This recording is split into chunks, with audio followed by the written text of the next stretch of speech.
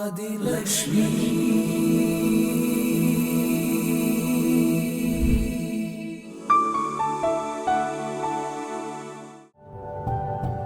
जहां दिल में कोई डर ना हो,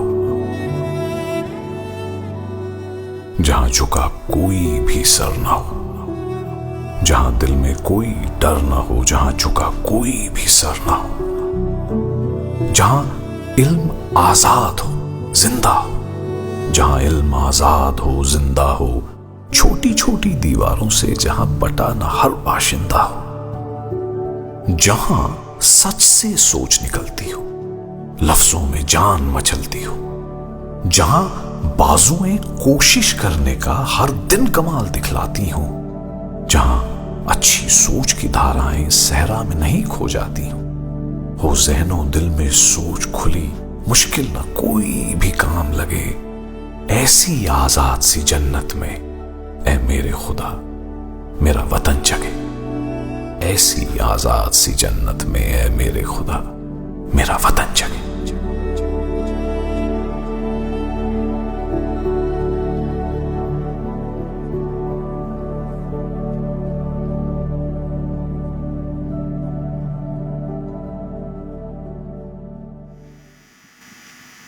Thank you. I know it's the end of a long session. I promise you when I walked in, my hair was neat, but I've been sitting in front of that air cooler for the last 4 hours. Also wanted to let you guys know my baby is fine and being looked after, so there's no emergency. This is why Sarita is such a genius, right? Nobody has ever asked me about fear before. This is the first time anyone's ever asked me about fear, and she sort of sent me down a rabbit hole saying, talk to us about fear. Talk to us about how to be fearless. And so I had to go and figure out, like, how does one become fearless? Because my first thought was, does she know that I'm always afraid? How does she know I'm always afraid? So the truth is, I'm always afraid. And I think there's a certain power in accepting that. And I spent some time, and I'm going to be quick because I know we've all been sitting for a while, so I won't talk for too long. But I would like to hear from you guys as well. So I'll talk for a shorter period, and then maybe we can do observations, questions, whatever it is you like to do. So I spent some time thinking about why I'm always afraid, and if that's a good thing or a bad thing. So I realized that specifically for this audience, as women entrepreneurs, we have 3 kinds of fear. The first fear, we are raised in, and that is the fear, the primal fear of possibly being attacked and physically overpowered. So from the time we're young, we're taught to assess our physical fear, our physical space all the time. If I'm walking on the road, who else is on the road with me? Is that guy going to attack me? If I'm in a lift with someone, how long before the door opens? If I get into an auto, get into a taxi, is my phone available? So there's some portion of our brain as women that's constantly assessing risk and living in fear. And I don't know if we can ever shake that. It's just such a large part of who we are. The second fear that we have is the fear of imperfection. Is my hair perfect? Are my shoes good for this event? Is my outfit okay? Is my house okay? If there are guests coming over, is it reflect badly on me if the house is a mess? Are my kids' grades good? Is he walking late, on time? Is he eating what the other kids are eating? Is my husband's health weirdly my responsibility? And, you know, a B- in any of these things somehow is fear for us. And so now there's a portion of our brain that is dedicated to constantly being perfect on all of these, because we're weirdly hardwired to think that all these things are our responsibility. If someone walks into my house, before I left today, my husband and I work from home mostly. He was having some colleagues come over.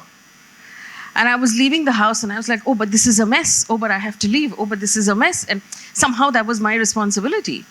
But it shouldn't be, but that's my fear. And as women entrepreneurs, there's that third layer of fear, which is the fear of failure. Because being an entrepreneur is different from having a job in the sense that you take it all on yourself.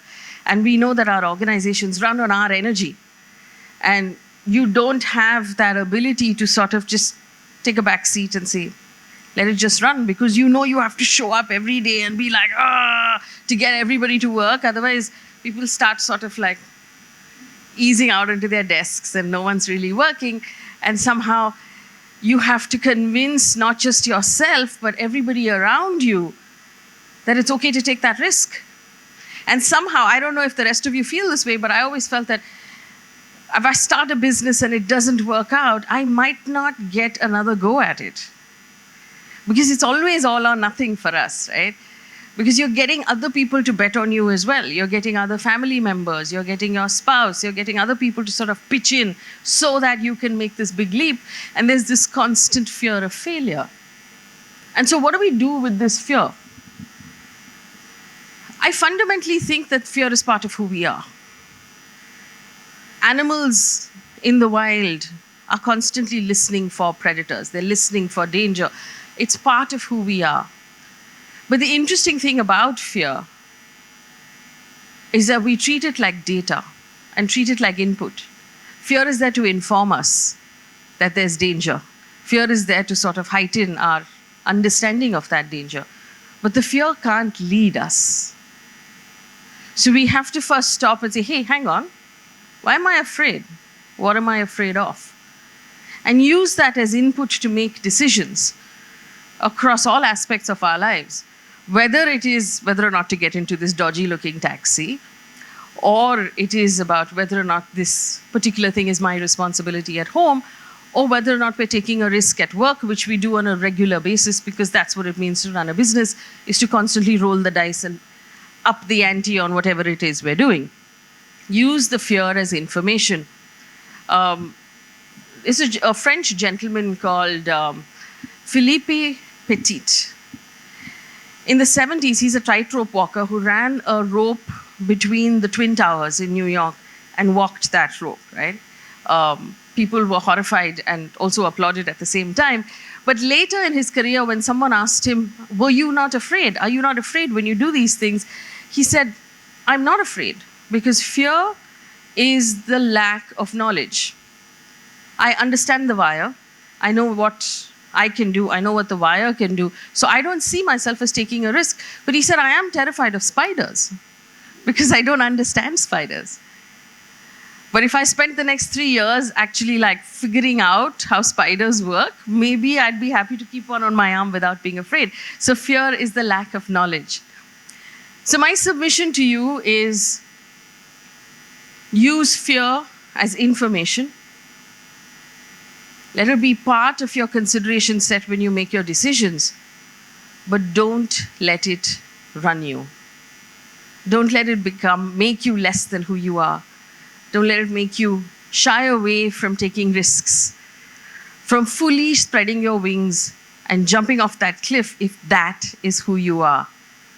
Because as we have seen from the amazing women, starting from Shoma and the panel that spoke recently, the jumping off the cliff is how we know how strong our wings are.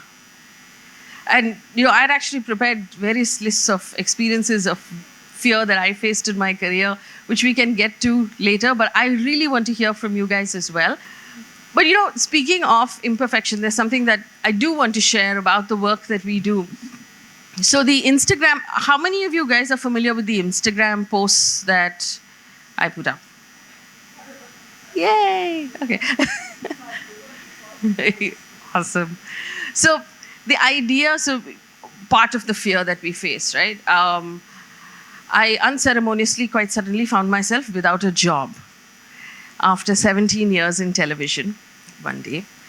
And also I had been put on what they call gardening leave, which means that I couldn't work anywhere else either. So I had to just sit home, which was infuriating because it was the first time in my life that I had nowhere to go in the morning. And I remember every time my husband would get dressed to go to work, I would be so angry with him for having somewhere to go. And every morning, when you live in a building, there's this buzzy beehive activity that happens pre-COVID, obviously. At that certain time in the morning where everyone's going, they're leaving, they're dropping their kids to the bus, everybody's going, and I was still in my pajamas because I had no place to go. And I started getting physical anxiety about not knowing what my future was going to be. And luckily, I have a good therapist, so I started seeing my therapist, and he put me on this whole wheel of what it is you want to do. And then I sort of rolled back everything and asked myself all the questions again. Do I want to be a journalist? What kind of journalist do I want to be? What is the value that I personally want to leave for society? What value or legacy am I leaving for my family? What do I want to be remembered for? So I asked all these things again. And I realized that even though I thought I was being a good journalist on television, I was being a pretty shitty journalist. Because I was adding to the chaos and the noise and the manipulation of emotions. And my fear was that that would be my legacy. And that is what people would remember me for. For also shouting on TV. For also being like angry and aggravated and aggravating people before they go to bed and perhaps leading to mental health problems across the country. So I decided to step back, and I remember a Saltwater Cafe in Bandra is my favorite restaurant. I went there with many sheets of paper and wrote down in my imagination what I wanted my journalism to be like. Colorless was one of the words that I used, which is why on Instagram I actually don't use color at all. Without emotion, void of opinion. In a way that we will not, and I wrote this down, I said, we will not manipulate how you feel to get your attention. So on television, what television channels do is that they manipulate two emotions, anger and fear. So the idea is to tell you that something horrible has happened and tomorrow it could happen to you. So you should be afraid. Which means I will run that footage over and over again on loop till it freaks you out and you can't sleep at night. But I've got you to watch for an hour because that's the aim, to get you to watch for as long as possible. Or anger. To tell you something horrible has happened and it's a grave injustice and you should be really, really pissed about it. And I'll run it over and over again until it messes with your head and then you're really angry, but you watched for an hour, right? So I promised myself that we would never do that to hold your attention. So we will tell you the news in the most dull as ditch water tone as possible, right? Because I'm not interested in holding your attention. My job is to just inform you about what has happened. It's not to tell you whether it's a good thing or a bad thing. It's not to tell you how to feel about it. It's not to tell you what to do about it. All of that is for you to decide. I have to just tell you. That is the line that I will draw. And so with those papers then, we started a company. I started a company. I've noticed also I do this, by the way. I don't know how many of you guys do it. As a person who runs a business, I say we. It's just comfort in just saying, we did this. So we, हमने किया. तो फिर हमने decide किया कि that we're going to put out the news on Instagram and on Facebook and on YouTube in the most deadpan manner possible. Go back to the rules we learned about ethics in college and in our first newsrooms and return in some way dignity to journalism, to the news. So dignity for the person who's writing, the person who's reading, the person who's being interviewed, the person who's watching or listening or reading, where we treat the audience with respect. We treat the audience with dignity. We treat your intelligence and your ability to decide what is right and wrong with respect. So I'm not infantilizing you. I'm not telling you, oh, you should be angry, or you should be this, you should be that. So coming back to what you said about imperfect, I took the very long road. Is part of that activity is to also acknowledge and apologize when we get something wrong, which I do personally. So I have a 5-member team right now. I've been at it now this is my 3rd year, since everyone is bragging. My top line last year was 2 crore rupees.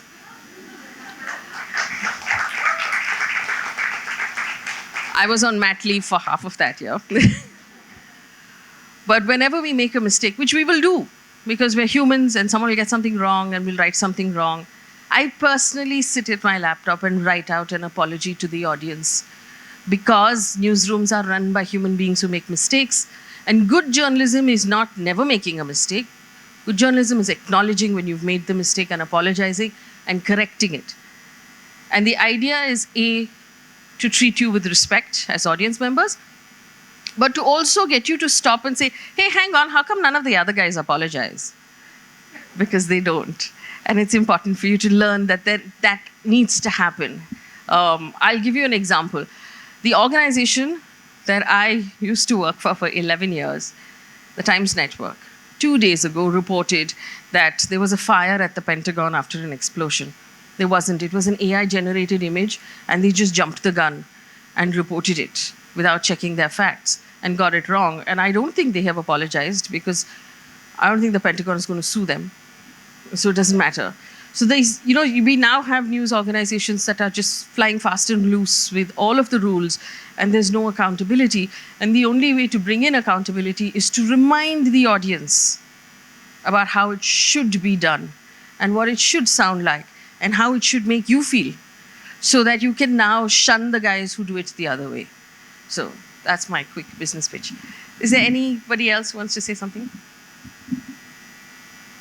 Yes. Thank you so much. Talking about fears, what if most of these fears are not our own? What if they have been passed down through generations or through your immediate environment, former colleagues? It could be your immediate family. What if you pick up these traits consciously or subconsciously from this immediate environment? And how is the process from unlearning to relearning them? That's actually a really tough one, because like I said, I think that as women, we get hardwired to believing certain things that we have to then unlearn as adults. I do it by stopping and reflecting, meditating. So I write things down. I like to write things down and to ask myself, what am I afraid of? It's really important to sort of pinpoint exactly what it is we're afraid of. And once you say the words, it's sometimes not so scary, right? If you actually say that, I'm afraid someone's going to walk into the house and see that it is untidy, and that's going to reflect badly on me. Once you say it out loud, you'll realize that's just bollocks. Who cares, right? Like, a lot of times I have to tell myself that I live in a house with a 1-year-old. It's going to be messy. And somebody who can't understand that, too bad for them. But I have to tell, like I say these things out loud. I have to tell myself these things, because this is generational fear, right? It gets passed on for women. And there's this one particular forward that was doing the rounds on Instagram, which I thought was very interesting, that this generation of women were raised in traditional families, and now we're sort of whooping ass in the workplace. And it's exhausting because we're straddling both of those worlds. And hopefully our daughters will not have to. But we're that bridge. And so we're carrying a lot of this baggage. So it's not easy. And I suppose we have to only find our hacks. But if there's anyone of the speakers who have a solution on how to unlearn generation. Something that has worked for me. So whatever is the worst case that you think can happen as an outcome of that fear, just try to imagine yourself in that situation. Something that helped me when I was making a switch from having a very cushioned job at P&G to now thinking about, I worked for 3 years, but it was then about how many months can I go without salary. It was just imagining the worst kind of lifestyle it would lead to and becoming comfortable in that lifestyle first mentally, and then having the energy to just go for it. I actually made a list of all the people I can borrow money from if it came to that. Who can I borrow money from? Yeah. Anyone else? Yes. Okay, I don't know, it might be a very silly question, but the whole evening we've been hearing entrepreneurs talk about being yourself and bringing your personality out to the table, and your business is you. But when I heard you speak about giving the information in the most black and white way possible, without opinions, without your emotions, without adding, how does that work then? Because are there times you feel frustrated that your own voice is not being heard because you are not allowed to? Your whole point is that you want people to sort of decide for themselves. But then how does that work in terms of you building a business that is true to you and all of that? So, I'm regularly getting crushed by all the things I don't say. There's so many things to be said right now, but it takes a lot of strength and energy not to say it, because I really want to stick by that purpose that I wrote down. But I believe that we're in an environment right now that needs more of this and less of this. And part of not putting out an opinion or not being emotional is that philosophy, is that this is what this audience currently needs. So I'm actually, on the 1st of June, we're launching a news app, which I'm calling the anti-news app.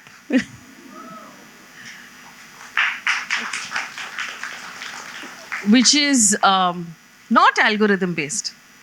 So it will not fling 100 stories at your face. The idea is that it will be the opposite of what everybody else does. My team and I will sit down and personally curate news that we believe is important for you to know. We will fact check it, we will verify it, we will rewrite it in a way that is easy to consume. And we put it on this app so you can wake up in the morning and it will be, or I hope it will be, the digital version of skimming through your newspaper, where you spend 5 minutes or 10 minutes swiping, and it's got your national news, your political news, your international news, your science and tech, your sports, and you're done. You are a reasonably informed member of society. You can go about your day without anybody yelling at you or you having to read anything like unsavory or having to, yes. I just wanted to say one thing in response to that.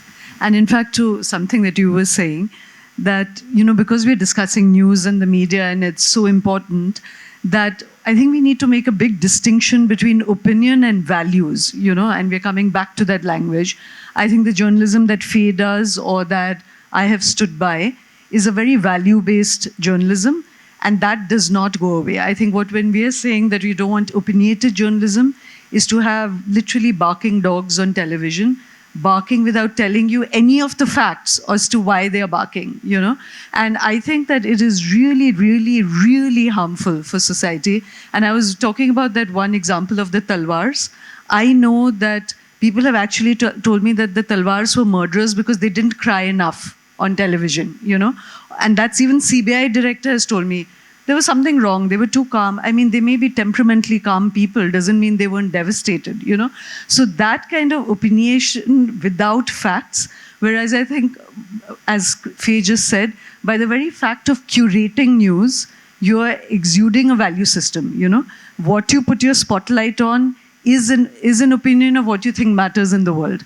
And I would say my journalism, or what Faye's journalism has stood for, is that if you're trying to get across a value system in the world, then you marshal the facts that backs that, So I also don't think there's any neutral journalism in the world. We're all political people.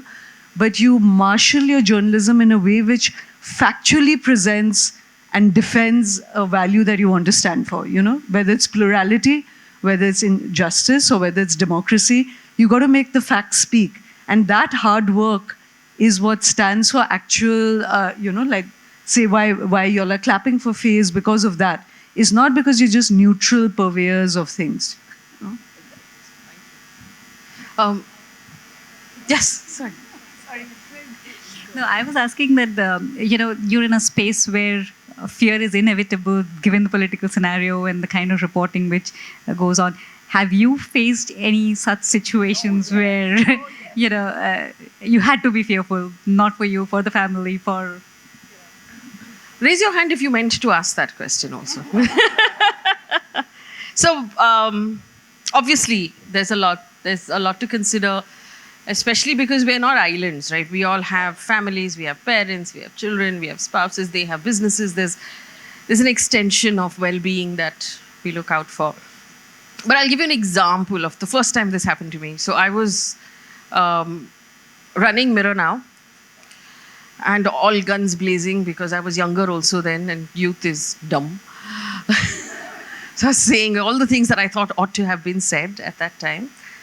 And a very powerful minister did not call me, but sent a message via a senior colleague. And the message was, and I quote, "We have this big file on Faye D'Souza. We know everything about her. We are going to destroy her by the end of the year." This was the message. And I was young. I was 30, 35, 36 at that time. I didn't know what that meant. I was like, destroy means what? Physical destroy, IT raid. You know, what does destroy mean? I didn't know what destroy meant. And this helpful colleague of mine gave me this message right before I went on air. Okay. So now I've gone into the studio, my hands were shaking. And that was the first time that I was really, you know, before I started a show, I was genuinely like, okay, this is new for me. My hands were shaking. I fumbled a little bit on what I was reading. I was not myself.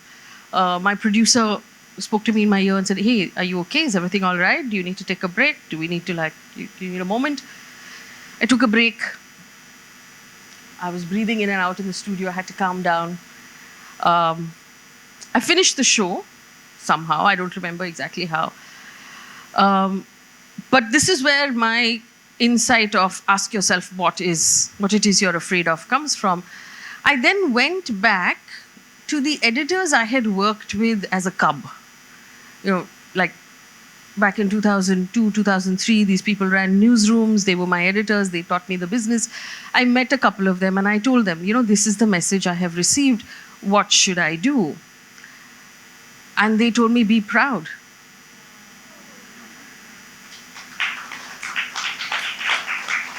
They said, if powerful politicians are unhappy with your work, it means you're being a good journalist. You should wear it as a badge of honor. Then they said you should check your IT returns and make sure you filed everything correctly.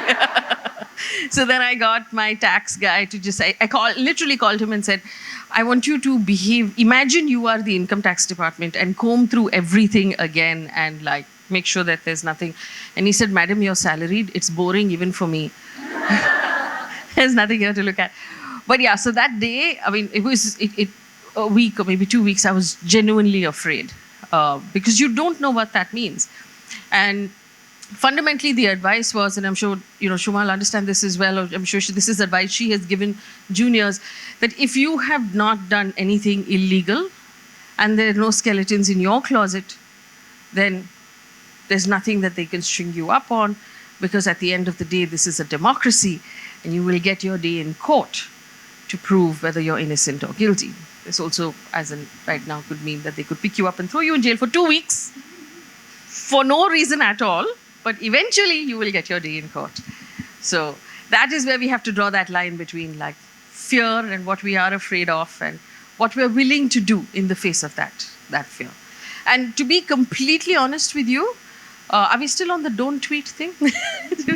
To be completely honest with you, I ask myself that question on a daily basis because every story is different. You want to just make sure that, hey, am I okay with this? Am I still that person? Have I changed? What do I want to do with this fear that I'm facing today? What am I afraid of? Is this a risk I'm willing to take? And I think that journalists across the country are asking themselves that question every day. Do you want to?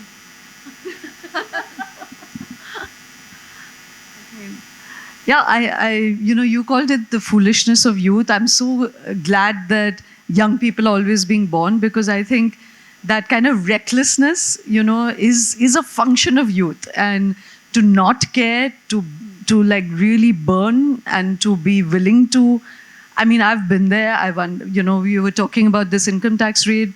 We've had CBI raids at Tehelka. Tehelka was shut down. I spent 2 years in a court of inquiry without earning a salary. There were CBI raids on our investor, 300 CBI cases. he was put in jail without anything wrong with him. And one has seen, like, but you know, I mean, being English-speaking journalists, you're really pretty protected and privileged in a country like India. One has seen serious danger for others. And I think, like I was telling you, when really shit hit my roof, I think I've crossed boundaries of fear.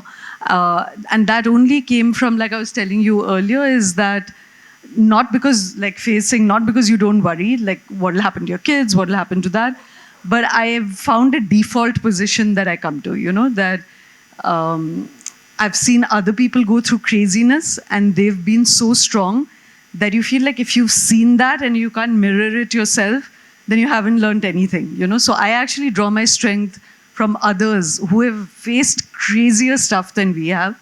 And my other default position to deal with fear is what I shared in the morning, is to think, do I have love in my life? Do I have health? And if I'm in jail, can I get access to cream, you know? It's really... But I think, yeah, I think I kind of bring myself down to, you were saying, think of the worst thing. I think of the base thing, you know? I think if my life lost love in it, I would be really afraid. That would be really scary for me. So right now, the business as it stands is, we all work from home.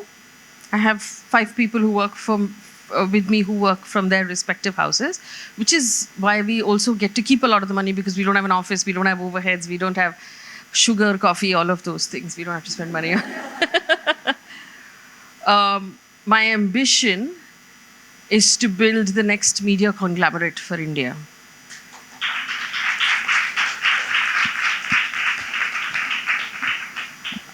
I believe I spent the last 3 years proving credibility, you know, brick by brick, story by story. And it's hard-won credibility. And now I want to build on that and launch products that will hold that credibility in its spine. My fear is running the business, is the balance sheet, is raising funds, is raising funds from investors who will get intimidated and then call me and say, please don't do this story because, you know, right? So my fear is, you know, it's just that. It's scaling. So right now, I have not raised 1 rupee from market. I funded this with my savings, and I've paid salaries from what we've made, we've paid. So I'm still 100% owner of this business. I keep asking myself, should I raise or should I not raise? Should I raise? Should I not raise? Because, you know, then there's also that sword that's hanging over your head, because your investors have to get their ROI as well. And then there are a bunch of people you have to answer to. And there's something nice about not having to answer to anybody. But to be able to take the business from where it is today to where in my head I want it to be, that leap keeps me up at night. Do you mind? Yeah. I absolutely love what you do, but my note of thanks now is to Sarita here, who, so it's to everybody who organized this event, but I've known you for a very long time, for at least the past 10 years now. I've seen a lot of the conferences you've sort of built. This one stands different for me in a way that it's the first conference that I've attended in a long time that is for women by women, and I didn't know that I would finally be able to relate to the speakers, you know, that I stay up at night with baby concerns like you do, and I have the same concerns as a Marwadi like Kanika had, but I have never related to any speaker as much as I did today. So thank you very much for having this.